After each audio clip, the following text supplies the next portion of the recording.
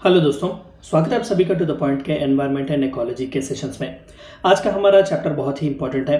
हम चंद important acts and policies के बारे में बात करेंगे, खासकर जो इंडियन गवर्नमेंट ने, भारत सरकार ने जो लिए हुए हैं। हमने इस टॉपिक को भी दो पार्ट्स में डिवाइड किया हुआ है। तो आज के इस पहले पार्ट में हम चंद इंपॉर्टेंट इसी तरीके के एनवायरनमेंट के प्रोटेक्शन से रिलेटेड जो इंपॉर्टेंट एक्ट्स और पॉलिसीज हैं, स्कीम्स हैं, उन सभी के बारे में पढ़ने की कोशिश करेंगे। तो आइए शुरू करते हैं। सबसे पहला सबसे इंपॉर्टेंट एक्ट जो है वो है वाइल्ड लाइफ प्रोटेक्शन एक्ट 1972। हमने ऑलरेडी कई बार इसका रेफरेंस हमने दिया हुआ है, इसके बारे में हमने ऑलरेडी बात किया हुआ है कि कई स्ट्रिंजेंट स्टेप्स लिए जाते हैं वाइल्ड लाइफ को प्रोटेक्ट करने के लिए, बोथ फ्लोरा एंड फौना यानी कि प्लांट लाइफ और एनिमल लाइफ को बचाने के लिए। अगर कोई वायलेट करता है, इलीगल पोचिंग, ट्रेसपासिंग वगैरह किया जाता है, अगर इलीगल ट्रेड वगैरह उनमें किया जाता है या फिर किसी भी तरीके का हार्म उन वाइल्ड लाइफ को पहुंचाया जाता है, तो उन्हें पिनलाइज किया जा सकता है और अरेस्ट भी किया जा सकता है। तो wild life protection act 1972 is considered to be one of the most influential animal rights act या फिर animal protection act across the world। तो आइए इसके बारे में जानते हैं। This acts provide for the safeguard and protection of a wildlife that is flora and fauna in the country। पूरे भारत देश में फ्लोरा यानी कि plant life, plant species, fauna यानी कि द एनिमल लाइफ, तो इन दोनों को बचाने के लिए, इन दोनों को सेफगार्ड और प्रोटेक्शन देने के लिए जो है ये एक्ट पास किया गया था। 1970s उस टाइम तो श्रीमती इंदिरा गांधी जी की सरकार थी, तो उन्हीं के कार्यकाल में इस एक्ट को पास किया गया था। The act lays down restrictions on hunting many animal species।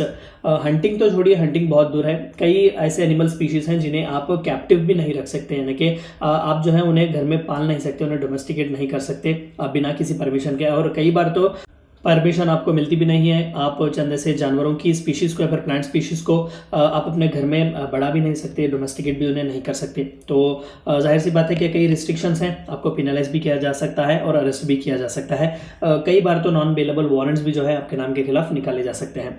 The act provides for formation of wildlife advisory boards, wildlife wardens, specifies their powers and duties। देखिए मैंने बस एक आउटलाइन आपको देने की कोशिश की है, बस इतना ही नहीं है। एक्ट बहुत ही लंबा बड़ा है, इसके प्रोविजंस कई ज़्यादा हैं। मैंने चंद इंपॉर्टेंट प्रोविजंस जो वो पिक किए हुए हैं। जाहिर सी बात है कि वाइल्ड लाइफ एडवाइजरी बोर्ड्स जो है वो अलग अलग स्टेट्स के होते हैं, तो इसी के प्रावधान से जो है वाइल्ड लाइफ एडवाइजरी बोर्ड्स भी जो है बनाए जा सकते हैं। वाइल्ड लाइफ के वार्डन्स होते हैं अलग अलग फॉरेस्ट रेंजर्स वगैरह के लिए, तो उनके बारे में भी और उनके रिलेटेड पावर्स और ड्यूटीज़ के बारे में भी हमें इस एक्ट में देखने को मिलता है। और चंद इंपॉर्टेंट बॉडीज भी जो है, स्टैट्यूटरी बॉडीज बनाए गए हैं इस एक्ट के तहत, जैसे कि central zoo authority, national board for wild life, national tiger conservation authority etcetera were created under this act. हम इन सभी बोर्ड्स के बारे में हमारे आगे के चैप्टर्स में बात करेंगे। तो ये सभी जो है बहुत ही इन्फ्लुएंशियल और इंपॉर्टेंट बोर्ड्स हैं जो कि वाइल्ड लाइफ कंजर्वेशन के लिए अब बहुत ही स्ट्राइव कर रहे हैं नेशन वाइड में। तो ये सभी जो है इसी एक्ट के तहत बनाए गए हैं। अगला इंपॉर्टेंट जो एक्ट है वो है एनवायरमेंटल प्रोटेक्शन एक्ट 1986। अगेन इस एक्ट को भी one of the most crucial and one of the best legislation of India माना जाता है। It was initiated to protect and improve the environment and environmental conditions. Hindustan के एनवायरमेंट को और environmental conditions को प्रोटेक्ट करने के लिए, प्रिजर्व करने के लिए यह एक्ट बनाया गया था।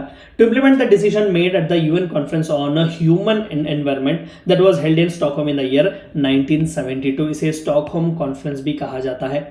इसी का रिजल्ट ही जो है हम 1980s में ब्रटलैंड कमीशन, जिसे हम कहते हैं commission on sustainability of environment, जिसके बारे में हम बात करते हैं, तो ये इसी का सक्सेसर माना जाता है। तो UN conference of human environment जो था, इसमें सबसे पहली बार बताया गया था कि एनवायरनमेंट को प्रोटेक्ट करने की बहुत ज़रूरी है। तो इसी के डिसीजन के तहत इंडिया ने एनवायरमेंटल प्रोटेक्शन एक्ट 1986 पास किया हुआ था।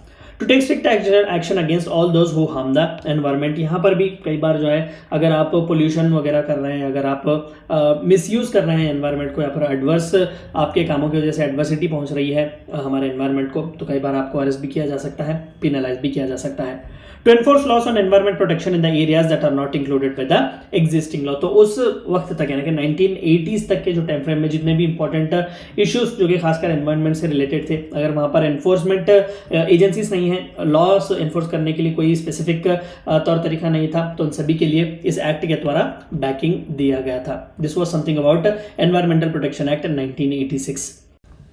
बायोलॉजिकल डाइवर्सिटी एक्ट ऑफ 2002, इसके बारे में हमने ऑलरेडी बात किया हुआ है जब हमने बायोडाइवर्सिटी के बारे में बात किया। तो मैं आपसे रिकमेंड भी करूंगा कि हमारे यूट्यूब चैनल पर बायोडाइवर्सिटी एक्ट 2002 के बारे में हमने डिटेल वीडियो बनाया हुआ है। मैं आपसे रिकमेंड करूंगा कि आप वहां पर जाकर ये पूरा वीडियो फिर से देख सकते हैं। तो आइए एज ऑफ नो ब्रीफली इसके बारे में बात करते हैं। It passed by the parliament of India to protect biodiversity and facilitate the sustainable management of biological resources with local community.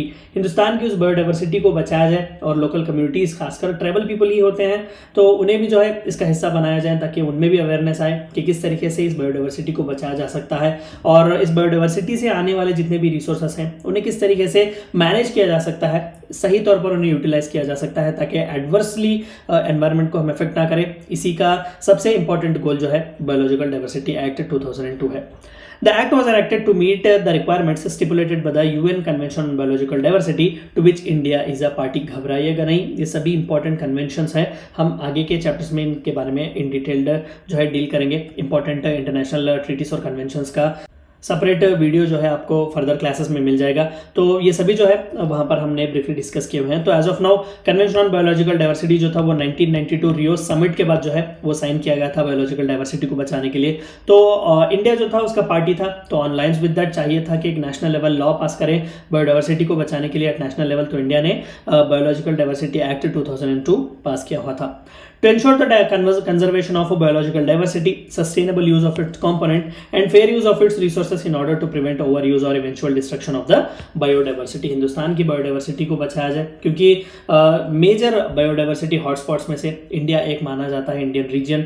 तो जाहिर सी बात है कि यहाँ की बायोडाइवर्सिटी रिच है, एक्सोटिक है, तो इसे बचाना भी बहुत ज़रूरी है।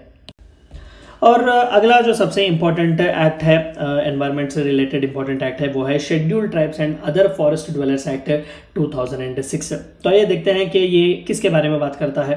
द एक्ट पास्ड इन 2006, यानी कि बहुत ही एक रीसेंट वाला है। Grants legal recognition to rights of traditional forest dwelling communities. Forest dwelling communities यानी कि वो जो फॉरेस्ट पर डिपेंड करते हैं, खासकर फॉरेस्ट में ही रहते हैं। बेस्ट एग्जाम्पल ट्राइबल पीपल अगर हम कह सकें, क्योंकि ये ज़्यादातर फॉरेस्ट में ही रहते हैं। इनका फूड प्रोडक्ट्स वगैरह डायरेक्टली फॉरेस्ट से ही रॉ मटेरियल वगैरह मिलता है। इवन इनके कपड़े वगैरह भी जो है वो फॉरेस्ट के ही प्रोडक्ट से, एनिमल स्किन्स वगैरह से ही बने हुए होते हैं। तो जाहिर सी बात है कि हम ये तो नहीं कर सकते डायरेक्टली कि हमें फॉरेस्ट बचाना है, इसलिए जो कोई भी फॉरेस्ट के सन्स जो माने जाते हैं ट्राइबल पीपल, उन्हें आप जो है उनके घर से निकाल देंगे, तो ऐसा बिल्कुल भी नहीं होगा। चाहिए कि हम उन लोकल कम्युनिटीज़ में, उन ट्राइबल्स में जो है अवेयरनेस लाएं कि किस तरीके से फॉरेस्ट को मिसयूज़ ना करें, फॉरेस्ट को सही तौर पर किस तरीके से यूज़ कर सकते हैं ताकि सस्टेनेबल डेवलपमेंट जो है वो चारों ओर फैल जाए। तो this specific act that is STs and other forest dwellers act 2006 जो है उनके राइट्स को रिकॉग्नाइज करता है। It speaks about few important issues such as use rights, यानी कि उस फॉरेस्ट के प्रोडक्ट्स को जो है उस फॉरेस्ट ड्वेलर्स किस तरीके से उनके राइट्स वगैरह डिसाइड किए जाएंगे। To minor forest produce also including ownership, to grazing areas, to pastoralist routes etcetera, यानी कि आप किस तरीके से पैस्टोरलिस्ट रूट्स इस्तेमाल कर सकते हैं। आपके जो ब्रीडिंग जो जानवर हैं, आपके कैटल वगैरह, आप उन्हें ग्रेजिंग के लिए उस फॉरेस्ट एरिया को किस तरीके से इस्तेमाल कर सकते हैं। Minor forest produce, best example bamboo trees वगैरह होते हैं, इन्हें माइनर फॉरेस्ट प्रोड्यूस कहा जाता है। तो इस तरीके के माइनर जो फॉरेस्ट के प्रोडक्ट्स होते हैं, हनी वगैरह भी आप किस तरीके से उन्हें एक्सट्रैक्ट कर सकते हैं, बेच सकते हैं, अपना लाइवलीहुड जो है बरकरार रख सकते हैं, इन सभी के बारे में ये एक्ट बात करता है। Relief and development rights for these scheduled tribes and other forest dwellers, that is to rehabilitation in case of illegal eviction और forced displacement and to basic amenities subject to restriction for forest production. अगर अनिवार्य कारण किसी तौर पर हर हाल में eviction करना पड़े, तो जब आप फोर्सफुली एविक्ट उन्हें करेंगे तो उन्हें किस तरीके से रिहेबिलिटेट करेंगे, उन्हें फर्दर जो है फ्यूचर प्रोस्पेक्टस किस तरीके से होगा, उन्हें जो है रिहेबिलिटेशन का मौका किस तरीके से दिया जाएगा, उन्हें बेसिक एमिनिटीज़ किस तरीके से प्रोवाइड किए जाएंगे, या फिर अगर रिस्ट्रिक्शन रखेंगे उन पर तो किस हद तक आप रिस्ट्रिक्शन रख सकते हैं, इन सभी के बारे में ये एक्ट डील करता है। फॉरेस्ट मैनेजमेंट राइट्स के बारे में भी ये बात करता है and says this to protect forest and wildlife. तो दरअसल ये this act has to be seen from the other side. ऐसा नहीं है कि बस शेड्यूल्ड ट्राइब्स और फॉरेस्ट ड्वेलर्स के तरफ से ही ये एक्ट बात करता है। दरअसल स्पेसिफिकली ये इन शेड्यूल्ड ट्राइब्स और फॉरेस्ट ड्वेलर्स को मिसयूज करने से रोकता है फॉरेस्ट को, यानी कि एक लिमिट उन्हें बताता है कि this is where you have to stop, इससे आगे आप नहीं जा सकते। इनडिस्क्रिमिनेट तौर पर जो है आप डिफॉरेस्टेशन नहीं कर सकते, या फिर कई बार ट्राइबल्स में शिफ्टिंग कल्टीवेशन वगैरह भी देखने को मिलता है। इन सभी के बारे में बहुत ही क्लेवरली रोक लगाई गई है। तो this is also one such reason why this act is called one of the most unique acts recently recently passed for the protection of environment. ये थी चंद बातें आपको जाननी थी इंपॉर्टेंट एक्ट्स एंड पॉलिसीज के बारे में। आगे के चैप्टर में हम और भी चंद इंपॉर्टेंट इसी तरीके से एक्ट्स एंड पॉलिसीज के बारे में बात करेंगे। Thank you for watching my video.